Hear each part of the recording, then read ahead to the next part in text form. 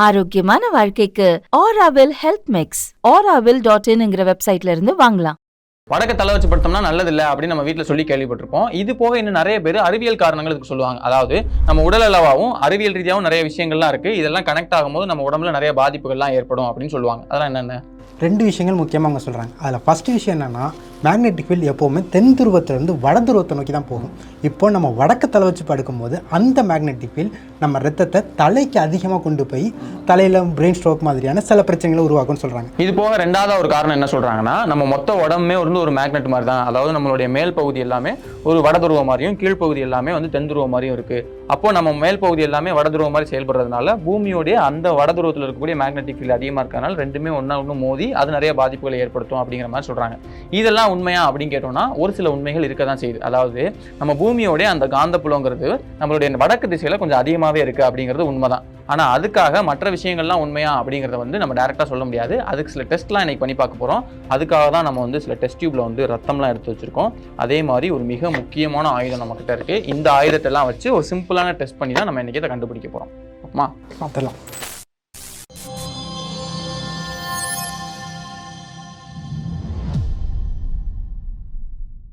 வீடியோக்குள்ளே போகிறதுக்கு முன்னாடி ஒரு சின்ன டிஸ்க்ளைமர் மட்டும் இருக்குது. அதாவது ஒரு சிலரோட மதம் சார்ந்த நம்பிக்கையாக அது இருக்கும். அதாவது வடக்கு பக்கம் படுக்கக்கூடாது, தெற்கு பக்கம் மட்டும் தான் படுக்கணும் அப்படிங்கிறது. சிலர் குடும்பம் சார்ந்த நம்பிக்கையாகவும் இருக்கும். நம்ம குடும்பத்தில் இருக்கிறவங்க யாருமே அந்த பக்கம் படுக்க மாட்டோம், அந்த பக்கம் தான் படுப்போம் அப்படிங்கிறலாம் இருக்கும். அதுக்குள்ளெல்லாம் நம்ம போக போகிறதே இல்லை, அதை பற்றி நம்ம பேச போகிறதும் இல்லை. இந்த வீடியோட ஒரே நோக்கம் இந்த மாதிரி படுக்கும்போது உடல் அளவில் சில மாற்றங்கள்லாம் ஏற்படும். அதாவது அறிவியலாக சில காரணங்கள்லாம் இருக்குது அப்படின்னு சொல்கிறாங்க இல்லையா, அது உண்மையா இல்லையா அப்படிங்கிறத செக் பண்ணி பார்க்கறது மட்டும்தான். மதம் சார்ந்த நம்பிக்கைக்குள்ளே நம்ம போக போகிறது இல்லை. சரி, ரைட், வீடியோக்குள்ளே போவோம். முதல்ல இந்த ஆயுதம் என்ன அப்படிங்கிறத மக்களுக்கு சொல்லிடுங்க. இதுக்குள்ளே இருக்கிறது நியோபியம் மேக்னெட். இது இண்டஸ்ட்ரியில் யூஸ் பண்ணக்கூடிய one of the strongest magnet. இப்போ அதோட எஃபெக்டை பாருங்களேன். நல்லா பவர்ஃபுல்லான மேக்னெட்டாக தான் இருக்குது. இப்போ இதை வச்சு என்ன பண்ண போகிறோம்? ஃபஸ்ட்டு நம்ம உடம்புக்குள்ளே ரத்தம் தானே ஓடுது. ஆமாம். அந்த ரத்தத்து மேலே ஏதாவது எஃபெக்ட் வருதா இல்லையாங்கிறத இதை டேரெக்டாக உங்கள் உடம்புல வச்சே பார்க்க போகிறோம். ஓகே, நாங்கள் ஆனால் இது எக்ஸ்பெரிமெண்ட்டாகவே தப்பு தானே. ரத்தம் உடம்புக்குள்ளே இருக்குது, உள்ளே ஏதாவது மாற்றம் ஏற்படுதா இல்லையாங்கிறத செக் பண்ணவே முடியாதுல்ல. அதுக்கு தான் நம்ம பிளட் சாம்பிள் கலெக்ட் பண்ணியிருக்கோம். ஓகே, நம்ம ஆற்றத்தை தான் தேடி போனோம். ஆனால் சண்டே தான் ஆற்றத்தம் கிடைக்கும். இப்போதைக்கு கோழி ரத்தம் வேணால் இருக்குது, எடுத்துகிட்டு போங்கன்னாங்க. சரி, கோழி ரத்தம் வாங்கி வச்சுருக்கோம். அதை இதில் பிடிச்சி வச்சுருக்கோம். இதை வச்சு செக் பண்ண போகிறோம். இது அப்படியே இழுக்க போகிறீங்களா?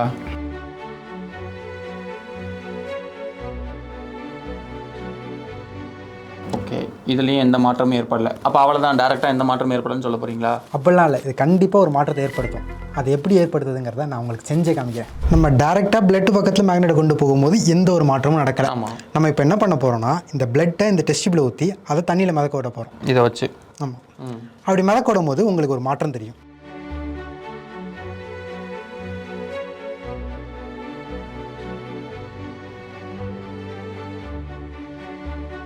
இப்போ தண்ணிக்கு அது ஆடிட்டுருக்கு. கொஞ்சம் ரெஸ்ட்டில் வர வரைக்கும் வெயிட் பண்ணுவோம். ஓகே. இப்போ தண்ணியில் நடக்கிற மூவ்மெண்ட்ஸ்லாம் ஓரளவுக்கு ஸ்டேபிள் ஆயிடுச்சு. ஆனால் கொஞ்சம் லைட்டாக தெரியுது, பட் ஸ்டில் ஓரளவுக்கு ஓகே. இப்போ இது இந்த சைடு நகர்ந்து வந்துட்டு இருக்கிற மாதிரி தான் இருக்குது. நம்ம இதுக்கு ஆப்போசிட் சைடில் நான் ஒரு மேக்னெட் எடுத்துகிட்டு போய் வைக்கிறேன். என்ன நடக்குன்னு பாருங்கள். ஓகே.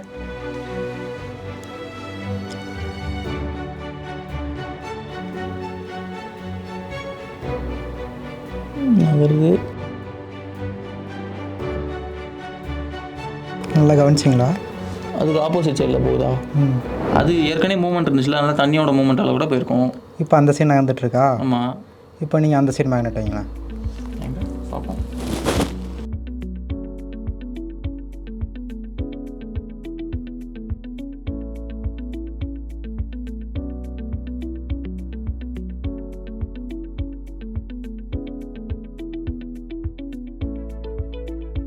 ஆமாம், அந்த பக்கம் போகுது. இருங்க, எந்த பக்கம் போகும்? இல்லை, எங்கிட்ட வச்சோம்னா அங்கே போய் இடிச்சிடும்.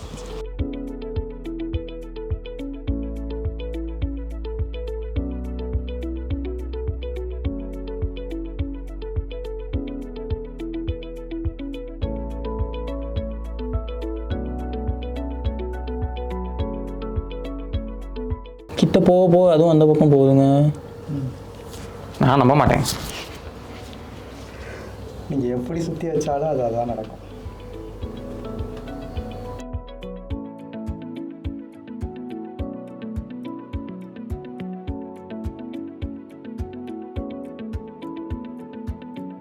ஆமாம், நான் 4 பக்கமே வச்சு பார்த்துட்டேன். 3 பக்கம் வச்சேன்னு நினைக்கிறேன். எந்த பக்கம் வச்சாலும் மேக்னெட்டுக்கு வைக்கிறதுக்கு ஆப்போசிட்டாக தான் போகுது. ஆனால் இங்கே தான் எனக்கு ஒரு முக்கியமான கேள்வி வருது. இப்போது இதில் இரும்பு அதிகமாக இருக்குது, இது மேக்னெட்டு, அப்போ அதில் வந்து ஒட்ட தானே செய்யணும். ஏன்னா நான் அந்த கம்பியெல்லாம் வச்சும்போது ஒட்ட தானே செஞ்சு, இது ஏன் ரிப்பல் ஆகி போகுது? இது ஏன் ரிப்பல் ஆகி போகிறதுக்கு இன்னொரு எக்ஸ்பெரிமெண்ட் இருக்குது, அதை வச்சு உங்களுக்கு பார்க்கலாம். இப்போ இதில் வந்து ரத்தத்தெல்லாம் ஊற்றிட்டு வெறும் தண்ணி தான் வச்சுருக்கேன். ஓகே, இப்போது இதுக்கிட்ட மேக்னெட் கொண்டு போவோம், வச்சுட்டு ஸ்டேபிள் ஆனதுக்கப்புறம் இது ஓரளவு ஸ்டெபிலைஸ் ஆயிடுச்சு. நம்ம இப்போ இதுக்கிட்ட மேக்னெட்டை கொண்டு போவோம்.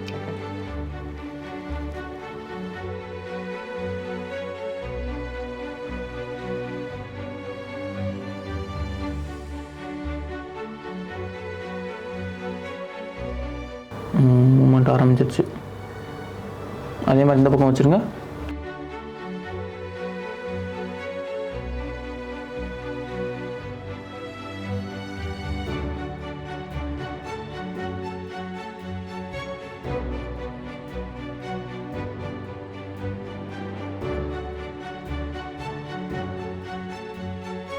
ரைட், நம்ம எந்த பக்கம் வைக்கிறோமோ அந்த பக்கம் இது ரிப்பல் ஆகுது. ரத்தம் மாதிரியே தான் இதுவும் தண்ணி வச்சும் போதும் நம்ம மேக்னெட் எந்த பக்கம்லாம் வைக்கிறோமோ அந்த பக்கம் எல்லாமே ரிப்பல் ஆகி போகுது.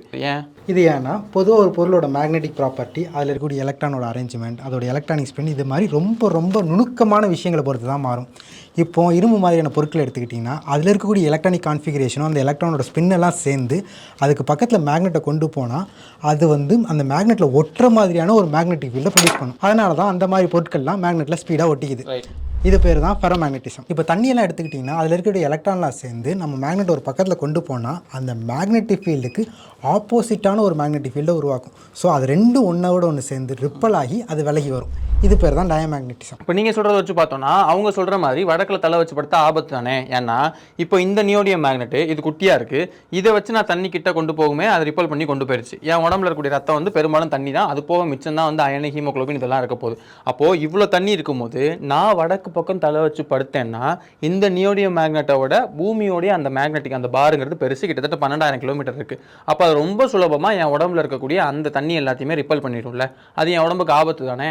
இதில் தான் நம்ம கவனிக்க வேண்டிய விஷயம் ஒன்று இருக்குது. இப்போ ஒரு மேக்னெட்டிக் ஃபீல்டு எடுத்துக்கிட்டிங்கன்னா அது ஒரு பொருளை எவ்வளோ ஸ்பீடாக எவ்வளோ ஃபோர்ஸாக இழுக்குதுங்கிறது வந்து அந்த மேக்னெட்டிக் ஃபீல்டோட ஸ்ட்ரென்த்தை பொறுத்து தான் இருக்குது. இப்போ பூமியோட மேக்னெட்டிக் ஃபீல்டெலாம் எடுத்துக்கிட்டிங்கன்னா அதோட மேக்னெட்டிக் ஃபீல்ட் ஸ்ட்ரென்த்து 25 மைக்ரோ டெஸ்லாலேருந்து 65 மைக்ரோ டெஸ்லா வரைக்கும் தான் இருக்கும். மைக்ரோ டெஸ்லானா 0.00004 ஜீரோ போட்டு அதுக்கு பக்கத்தில் 6 போடு, அவ்வளோ கம்மியானதாக இருக்கும்னு சொல்கிறீங்க? அவ்வளோ கம்மியாக தான் இருக்கும். அப்போ இந்த நியோடியம் மேக்னெட்டோட எவ்வளோ இருக்கும்? கிட்டத்தட்ட 1லேருந்து 1.2 டெஸ்லா வரைக்கும் இருக்கும். என்ன ப்ரோ சொல்கிறீங்க? பூமியோட மேக்னெட்டிக் ஃபீல்டோட இதோட மேக்னெட்டிக் ஃபீல்டு ரொம்ப அதிகமா? ஆமாம், கிட்டத்தட்ட 20,000 மடங்கு அதிகம். அது எப்படி பாசிபிள்? பூமியோட மேக்னெட்டிக் பார் வந்து உங்களுக்கு 12,000 கிலோமீட்டர் இருக்குல்ல, இது என்ன மிஞ்சி போச்சுன்னா ஒரு 5-6 இன்ச் தான் இருக்கும். இது ஏன்னா பூமியோட மேக்னெட்டிக் ஃபீல்டு எங்கேருந்து உருவாகுதுன்னு பார்த்தீங்கன்னா உள்ளே இருக்கக்கூடிய நெருப்பு குழம்போட மூவ்மெண்ட், இந்த மாதிரி நிறைய விஷயங்களை பொறுத்து தான் மூவ் ஆகுது. அந்த மூவ்மெண்ட்லாம் பார்த்தீங்கன்னா ரொம்ப ரேண்டமாக இருக்கும். அதனால் அதில் உருவாக்கக்கூடிய மேக்னெட்டிக் ஃபீல்டு ஒன்றோட ஒன்று கொலாப்ஸ் ஆகி மிஸ்மேட்ச் ஆகி மீதி இருக்கக்கூடிய மேக்னெட்டிக் ஃபீல்டு தான் பூமியோட மேக்னெட்டிக் ஃபீல்டாகவே வெளிப்படும். ஆனால் இதெல்லாம் பார்த்தீங்கன்னா இதை மேக்னெட்டாகவே உருவாக்குறதுக்காகவே இதை செஞ்சுருப்பாங்க. ஸோ இதில் இருக்கக்கூடிய அலைன்மெண்ட்லாம் ரொம்ப ஸ்ட்ரெயிட்டாக ரொம்ப லீனியண்ட்டாக ஒரே டைரெக்ஷனாக இருக்குங்கிறனால இதோட ஸ்ட்ரென்த் வந்து அவ்வளோ அதிகமாக இருக்குது. சரி, இப்போ இது மூலமாக என்ன சொல்ல வரீங்க? இப்போ இதோட மேக்னெட்டிக் ஸ்ட்ரென்த் எடுத்துக்கிட்டிங்கன்னா பூமியோட மேக்னெட்டிக் ஸ்ட்ரென்த்தை விட 20,000 மடங்கு ஸ்ட்ராங்கான ஒரு மேக்னெட்டிக் ஸ்ட்ரென்த் தான் இருக்குது. இப்போ இதை எடுத்து கீழே போட்டுட்டு இதை மேக்னெட்டை கிட்ட கொண்டு போனோன்னா இந்த மேக்னெட்டால் இதை 1 மில்லிமீட்டர் கூட நகர்த்த முடியாது. ஆமாம், ஆரம்பத்திலே பார்த்தோம். இது ஏன்னா இப்போ இந்த டப்பாக்கும் கீழே இருக்கக்கூடிய தரைக்கு நடுவில் ஒரு சின்ன உராய்வு இருக்கும். அந்த உராய்வை தாண்டி ஏதாவது ஒரு ஃபோர்ஸ் கொடுத்தா தான் இதை நகர்த்த முடியும். அதாவது இது ரெண்டுத்துக்குமான ஃப்ரிக்ஷன் வந்து ரொம்ப ஸ்ட்ராங்காக இருக்குது. ஸ்ட்ராங்காக இருக்குது. இப்போ இதை மேக்னெட்டை கொண்டு போகும்போது இதுக்கு ரெண்டுத்துக்கு நடுவில் ஒரு ரிப்பல்சிவ் ஃபோர்ஸ் உருவாகும். நம்ம முன்னாடியே பார்த்தோம். அந்த ரிப்பல்சிவ் ஃபோர்ஸு கீழே இருக்கக்கூடிய உராய்வை விட ரொம்ப ரொம்ப கம்மியாக இருக்குங்கிறனால தான் இதால் நகர்த்த முடியல. அதுவே அதை தூக்கி தண்ணியில் போடும்போது என்ன நடக்குதுன்னா அந்த ஃப்ரிக்ஷன் கம்மியாகிடுது. அதனால் நம்மளால் ஈஸியாக நகட்டிட முடியுது. இப்படி பூமியோட 20,000 மடங்கு ஸ்ட்ராங்காக இருக்கக்கூடிய ஒரு மேக்னெட்டிக் ஃபீல்ட்னால இந்த ரத்தத்தையும் நகட்ட முடியலையே, எப்படி நம்ம உடம்புக்குள்ளே நரம்புக்குள்ளே ஓடிட்டு இருக்கிற ரத்தத்தை ஹார்ட்டோட ஃபோர்ஸு, அப்புறம் நரம்புக்கும் ரத்தத்துக்கும் நடுவில் இருக்கிற உராய்வு, அது போக மஸ்டெல்லாம் இருக்குது, அதெல்லாம் தாண்டி எப்படி நகர்த்த முடியும்? இதில் இன்னொரு முக்கியமான விஷயம் என்னென்னா, நம்ம ஆரம்பத்திலே சொன்னோம் பூமியோடைய அந்த மேக்னெட்டிக் ஃபீல்டுங்கிறது வந்து நார்த்து பக்கம் அதிகமாக இருக்குங்கிறது. ஆனால் அது நார்த்து பக்கம் மட்டும்தான் அதிகமாக இருக்குமா இருக்குமான்னு கேட்டிங்கன்னா அது கிடையவே கிடையாது. நீங்கள் நார்மலாக எர்த்தோட மேக்னெட்டிக் ஃபீல்டு அப்படிங்கிற ஒரு இமேஜ் பார்த்தீங்கனாலே உங்களுக்கு வடக்கு பக்கமும் அதிகமாக இருக்கும், தெற்கு பக்கமும் அதிகமாக இருக்கும். ஏன்னா அங்கே தான் அது வந்து அதிகமாக சேரும். அப்போ அந்த லாஜிக் படி பார்த்தோம்னா நம்ம வடக்கு பக்கம் தூங்குறதே தப்புனா, வடக்கு பகுதியில் மக்கள் வாழ்ந்துட்டு இருக்காங்க இல்லையா, வட துருவத்துலையும் சரி தென் துருவத்துலையும் சரி. தென் துருவத்தை கூட நீங்கள் சொல்லலை, அப்போ விட்டுறலாம். இப்போ வட துருவத்தில் மக்கள்லாம் வாழ்ந்துட்டு தான் இருக்காங்க. அப்போ அவங்களுக்குலாம் தொடர்ந்து இந்த மாதிரியான பாதிப்புகள்லாம் ஏற்பட்டு தானே ஆகணும். அவங்களுக்குலாம் பெருசாக அந்த மாதிரி பாதிப்பு ஏற்பட்ட மாதிரியான எந்த விதமான பதிவுகளும் இல்லை. ஆனால் இதில் இவங்க சொல்லக்கூடிய இன்னொரு விஷயமா இருக்குன்னா, ரிசர்ச் பண்ணி பார்த்துருக்காங்க. அந்த ரிசர்ச்சில் வந்து இந்த மாதிரி அதாவது மேக்னெட்டிக் ஃபீல்ட்னால ரத்தத்தில் வந்து சில மாறுபாடுகள் ஏற்படுதுங்கிற மாதிரி சொல்கிறாங்கல்ல. இப்போ அந்த ரிசர்ச் பேப்பரில் நீங்கள் ஹெட்டிங்கும் கன்க்ளூஷனை மட்டும் வாசி பார்த்தீங்கன்னா உங்களுக்கு அப்படி தான் தோணும். ஆனால் இன்னும் கொஞ்சம் ஆழமாக போய் பார்த்தீங்கன்னா அதில் இருக்கக்கூடிய மேக்னெட்டிக் ஃபீல்ட் ஸ்ட்ரென்த்து பூமியில் இருக்க நார்மலாக ப்ரிவேல் ஆகிட்டு இருக்க அந்த மேக்னெட்டிக் ஃபீல்டை விட கிட்டத்தட்ட 1000-2000 மடங்கு அதிகமாக இருக்கக்கூடிய மேக்னெட்டிக் ஃபீல்டு இருக்குல்ல, அதை வச்சு தான் செக் பண்ணி பார்த்துருப்பாங்க. ஸோ பூமியோட அதிகமான மேக்னெட்டிக் ஃபீல்டு இருக்கக்கூடிய ஒரு இடத்துல போய் நீங்கள் ரொம்ப நேரத்துக்கு இருந்தீங்கன்னா அந்த இடத்துல உங்களுக்கு ஏதாவது ஒரு எஃபெக்ட் ஏற்படுமே தவிர, நீங்கள் நார்மலாக பூமியில் எங்கேனாலும் சுற்றினாலும் உங்களுக்கு எந்த ஒரு பாதிப்பும் ஏற்படாது. ஆனால் ஒரு சிலர் என்ன சொல்கிறாங்கன்னா, ரிசர்ச் பண்ணி பார்த்துருக்காங்க. அதாவது இந்த பூமியோட மேக்னெட்டிக் ஃபீல்டு மாதிரி ரெப்ளிகேட் பண்ணி அதில் மனிதர்கள் கொண்டு போகும்போது அவங்களுடைய ரத்த ஓட்டத்தில் சில பாதிப்புகள் ஏற்பட்டிருக்கு அப்படிங்கிற மாதிரி சொல்கிறாங்கல்ல. இது சில ரிசர்ச்லாம் பார்த்தீங்கன்னா என்ன நடந்திருக்கும்னா, நம்ம பூமியில் இருக்கக்கூடிய மேக்னெட்டிக் ஃபீல்டை எக்ஸாக்டாலாம் ரெப்ளிகேட் பண்ணியிருக்க மாட்டாங்க. கிட்டத்தட்ட நம்ம பூமியில் இருக்கக்கூடிய மேக்னெட்டிக் ஃபீல்டை விட ஒரு 1000-2000 மடங்கு ஸ்ட்ராங்கான மேக்னெட்டிக் ஃபீல்டை வச்சு தான் செக் பண்ணி பார்த்துருப்பாங்க. அப்படி நம்ம பூமியோட 2000 மடங்கு ஸ்ட்ராங்காக இருக்கக்கூடிய மேக்னெட்டிக் ஃபீல்டில் நம்ம ரொம்ப நேரத்துக்கு இருந்தால் வேணால் நம்ம ரத்தத்தில் ஒரு சின்னதாக மாற்றம் ஏற்படலாம். ரத்தத்தில் மாற்றம் ஏற்படாது, பிளட் ஃப்ளோவில் வந்து சின்ன மாற்றம் ஏற்படுறதா தான் அந்த ரிசர்ச் எல்லாமே சொல்லுது. ஆனால் அதோட ரொம்ப ரொம்ப கம்மியான அளவுக்கு தான் நம்ம பூமியில் இருக்குது. அவங்க கரெக்டாக எக்ஸாக்டாக ரெப்ளிகேட் பண்ணுன்னு சொல்கிறீங்க. ரத்தத்தினால மாற்றம் ஏற்படாது, ஓகே. இப்போ இன்னொன்று என்ன சொல்கிறாங்கன்னா, பொதுவாகவே நம்ம மூளைங்கிறது வந்து எலக்ட்ரிக் சிக்னல்ஸாக தான் அதோடைய மெசேஜஸ் எல்லாத்தையுமே அனுப்பும். எலக்ட்ரிசிட்டி எங்கெல்லாம் இருக்கோ அங்கெல்லாமே ஒரு காந்தப்புலம், அதாவது வந்து இந்த மேக்னெட்டிக் ஃபீல்டு உருவாகும். அப்படி பார்க்கும்போது நம்ம உடம்புல இந்த சிக்னல்ஸால் மேக்னெட்டிக் ஃபீல்டு தொடர்ந்து உருவாகிட்டே தான் இருக்குது. அந்த மேக்னெட்டிக் ஃபீல்டு இந்த மேக்னெட்டிக் ஃபீல்டால் பாதிக்கப்பட வாய்ப்பு இருக்குன்னு சொல்கிறாங்க. அதாவது ரத்தத்தை பற்றி அவங்க பேசல, இந்த மேக்னெட்டிக் ஃபீல்டால் மட்டுமே ஒரு பாதிப்பு ஏற்பட வாய்ப்பு இருக்குது அப்படின்னு சொல்கிறாங்கல்ல. இதுக்கு ஒரு ரிசர்ச் இருக்குது. அந்த ரிசர்ச்சில் என்ன பண்ணியிருக்காங்கன்னா, கிட்டத்தட்ட 36 பேர் தேர்ந்தெடுத்து அவங்கள ஒரு இருட்டு ரூமில் வச்சுட்டாங்க. அந்த ரூம்குள்ளே வெளியிலேருந்து எந்த ஒரு மேக்னெட்டிக் ஃபீல்டும் உள்ளே வந்து டிஸ்டர்ப் பண்ணாத அளவுக்கு அந்த ரூமை வந்து நல்லா ஷீல் பண்ணிட்டாங்க. ஷீல் பண்ணிவிட்டு அவங்களுக்கு பக்கத்தில் ஒரு மேக்னெட்டிக் ஃபீல்டை க்ரியேட் பண்ணியிருக்காங்க. அந்த ஃபீல்டோட ஸ்ட்ரென்த் பார்த்தீங்கன்னா பூமியில் இருக்கக்கூடிய நார்மலான மேக்னெட்டிக் ஃபீல்ட் ஸ்ட்ரென்த் எவ்வளோ இருக்குமோ அதே அளவுக்கான இருக்கக்கூடிய மேக்னெட்டிக் ஃபீல்ட் தான் க்ரியேட் பண்ணிவிட்டு அதை பக்கத்தில் அவங்க நெகட்டிவ் பார்த்துருக்காங்க. அதாவது அவங்க பக்கத்தில் வச்சு அதை அப்படியே மூவ் பண்ணி பார்த்துருக்காங்க. அதில் என்ன தெரிய வந்திருக்குன்னா, அதில் பார்ட்டிசிபேட் பண்ண 34 பேரில் கிட்டத்தட்ட 15-16 பேருக்கு ஒரு சேஞ்சஸ் வந்து மைண்டில் நடந்திருக்கிறதா தெரியுது. அதாவது மூளையில் இருக்கக்கூடிய ஆல்ஃபா சிக்னலில் சின்னதாக ஒரு சேஞ்ச் நடந்திருக்கு.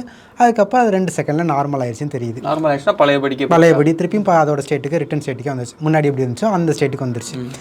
இது எதை சொல்லுதுன்னா, கிட்டத்தட்ட நம்மளை சுற்றி ஏதாவது ஒரு மேக்னெட்டிக் ஃபீல்டில் ஒரு சேஞ்ச் நடந்துச்சுன்னா அதை ரெக்கக்னைஸ் பண்ணுற கெப்பாசிட்டி மூளைக்கு இருக்குது. அதாவது வந்து இதில் ஒரு மேக்னெட்டிக் ஃபீல்டு இருக்கும். இப்போ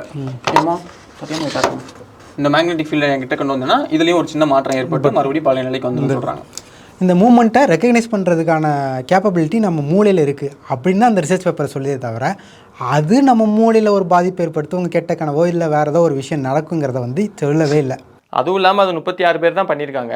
உங்களுக்கு டெஸ்ட் ரிசல்ட்ஸ் வந்து எத்தனை பேருக்கு? 16-17 பேருக்கு. அப்போனா ஒரு 50% கூட அந்த ரிசல்ட் வந்து நமக்கு வரல. ஆல்சோ 36 பேருங்கிறது ரொம்ப கம்மியான டெஸ்ட்டு. ஒருவேளை இதில் நம்பிக்கை யாருக்காவது இருக்குது, இதை வந்து பெருசாக பண்ணலாம் அப்படின்னு நினச்சிங்கன்னா, நீங்கள் யாராவது அதை பெருசாக பண்ணி பார்த்து அதுலேருந்து ரிசர்ச் மூலமாக நமக்கு பதில் தெரிய வந்துச்சுன்னா அப்போ நம்ம ஒத்துக்கலாம். வெறும் 34ங்கிறது ரொம்ப கம்மியான நம்பர். இன்னொன்று என்னென்னா, ஒரு சில பேர்லாம் என்ன சொல்கிறாங்கன்னா, பூமி நம்ம உடம்பே வந்து ஒரு மேக்னெட் தான்.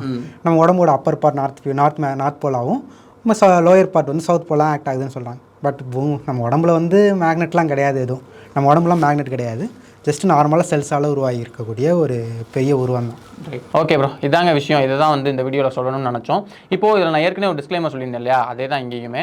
அதாவது இது எந்த மதம் சார்ந்தும் இந்த மதத்தில் இப்படி பண்ணுறாங்க பாரு, தப்புன்னு ப்ரூவ் பண்ணி ஆகணும் அப்படிங்கிறதுக்காக எதுவுமே கிடையாது. ஒவ்வொரு மதத்துலையும் ஒவ்வொரு விதமான நம்பிக்கைகள் இருக்கும். அந்த நம்பிக்கையை நீங்கள் தாராளமாக ஃபாலோ பண்ணலாம். அதை தடுக்கிறதுக்கு எனக்கு எந்த விதமான உரிமையோ இல்லை எதுவுமே கிடையாது. ஆனால் இப்போ நாம் சொல்ல வந்த இந்த வீடியோட ஒரே நோக்கம் என்னென்னா, இந்த மாதிரி வந்து ஒரு விஷயம் இருக்குது, இதுக்காக தான் பண்ணுறோம் அப்படின்னு சொல்கிறாங்க. அது நிஜமாலே உண்மையா இல்லையா அப்படிங்கிறதுக்காக மட்டுமே தான் இதை வந்து பண்ணி காமிச்சோம். இல்லைப்பா நீ பண்ண எக்ஸ்பெரிமெண்ட் தப்பு, இதில் இது தப்பாக இருக்குது அது தப்பாக இருக்குது அப்படின்னு உங்களுக்கு ஏதாவது தோணுச்சுன்னா தாராளமாக கீழே கமெண்ட் பாக்ஸில் கமெண்ட் பண்ணுங்கள், நாங்களும் தெரிஞ்சுக்கிறோம். இல்லை இந்த காரணமே கிடையாது, வேற ஒரு காரணம் இருக்குது, அதுக்காக தான் நம்ம இதை பண்ணுறோம், இதனால தான் இதெல்லாம் நடக்குது அப்படின்னு நினச்சிங்கன்னா அதை பற்றியுமே கீழே கமெண்ட் பாக்ஸில் தாராளமாக கமெண்ட் பண்ணுங்கள், அதையுமே நாங்கள் தெரிஞ்சுக்கிறோம். இப்போ இதே மாதிரி நம்ம ஏற்கனவே நிறைய எக்ஸ்பெரிமெண்ட்ஸ்லாம் பண்ணி பார்த்துருக்கோம். அதில் நம்ம கடைசியாக ஒரு வீடியோ பண்ணோம், ஒரு 2 மாதம் இருக்கும்னு நினைக்கிறேன். அதில் வந்து ப்ரோ தான் இருந்தார். என்னன்னா டாவின்சி பிரிட்ஜ் அப்படின்னு சொல்லி ஒரு கான்செப்ட் இருக்குது. லியோனார்டோ டாவின்சி இருக்கார் இல்லையா, அவர் வந்து ஒரு பிரிட்ஜ் கான்செப்ட் வந்து ஒன்று டிசைன் பண்ணியிருக்காரு. அவர் என்ன சொல்கிறாருன்னா, இப்போ வந்து ஒரு பெரிய படை வந்து போயிட்டுருக்கு, போகிற வழியில் உங்களுக்கு வந்து ஏதோ ஒரு ஆற்றுப்படுகை இல்லைனா ஏதோ ஒன்று இருக்குது, அதை கிராஸ் பண்ணி போக முடியல. ஆனால் ஏன்னா கண்டிப்பாக நீங்கள் கிராஸ் பண்ணி தான் போகணும், நீந்தி போகக்கான சூழல் இல்லை அப்படின்னா டக்குன்னு அந்த இடத்துலேயே வந்து ஒரு பாலம் உருவாக்குறது எப்படி அப்படிங்கிற மாதிரி ஒரு டிசைன் பண்ணியிருப்பார். பெரிய லெவலில் உங்களுக்கு ஆணியோ இல்லைனா வந்து கனெக்ஷன்ஸோ அந்த மாதிரி எதுவுமே இல்லாமல் டக்குன்னு கட்டையில் ஒன்று இன்டர்லாக் பண்ணி உருவாக்குறது எப்படிங்கிற மாதிரி தான் சொல்லியிருப்பாரு. அது நிஜமாலே ஒர்க் ஆகுமா அப்படிங்கிறத நாங்கள் செஞ்சு பார்த்தோம். எங்களுக்கு ஒர்க் ஆச்சா இல்லையா அப்படிங்கிறத பற்றி நீங்கள் தெரிஞ்சுக்கணும்னு நினச்சிங்கன்னா நாங்கள் ஏற்கனவே அதை பற்றி வீடியோ பண்ணியிருக்கோம், ரொம்ப டீட்டெயிலான வீடியோ. அந்த வீடியோக்கான கார்டு நான் வந்து சைடில் கொடுக்குறேன், அதை கிளிக் பண்ணிங்கன்னா நீ அந்த வீடியோ பார்க்கலாம். இன்னொரு நாள் இன்னொரு வீடியோவில் சந்திக்கிறோம்.